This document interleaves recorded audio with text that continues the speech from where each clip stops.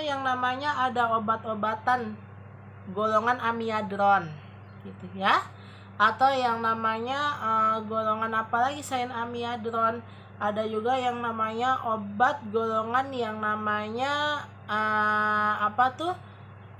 imapirin ya, atau yang namanya lenspiren seperti itu ya, atau yang namanya lapiron seperti itu ya, seperti itu, atau yang namanya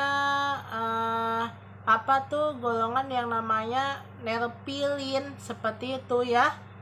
Nah dia bisa tuh yang namanya menghambat sistem lanodilin A, lanodilin B, atau lanodilin C seperti itu ya, seperti itu. Oke. Nah, itu juga berhubungan dengan yang namanya obat-obatan herbal seperti Digitalis purpea. Nah, sama tuh, dia bisa menghambat lanodilin A, lanodilin B. Seperti itu, ya.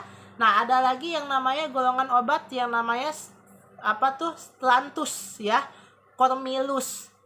Dia bisa menghambat sistem renin atau resin. Jadi ya namanya sistem ginjal dia tuh bisa terhambat tuh. Ya, sistem yang namanya respirasi ginjal gitu loh ya, atau pertukaran ion di ginjal itu bisa terhambat. Kenapa? Karena yang namanya pembuluh darah kita tuh yang namanya bercampur dengan yang namanya kerak-kerak atau ada lemak-lemak jahat di tubuh kita. Makanya singkirkan lemak dengan cara apa? Dengan cara yang namanya kita pola hidup sehat. Apalagi ini menjelang 17 Agustus gitu ya. Jangan sampai yang namanya 17 Agustus ini menjadi yang namanya memori manusia terkena penyakit jantung. Seperti itu. Pola makannya tuh dijaga gitu loh ya, pola istirahatnya. Seperti itu supaya apa? Supaya yang namanya kelistrikan jantung itu bergerak dengan baik.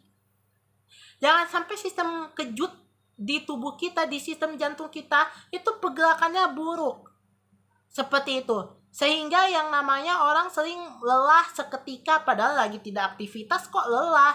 Nah ini sistem kelistrikan jantung dia udah lemah, makanya diisi gitu loh keseharian kita tuh dengan apa? Dengan olahraga gitu ya, tapi olahraga yang seimbang. Kenapa? Kalau tidak seimbang itu bisa merusak kamar jantung seperti itu ya, bisa robek kamar jantung kita seperti itu ya, sehingga yang namanya sistem yang namanya ada tuh yang namanya sistem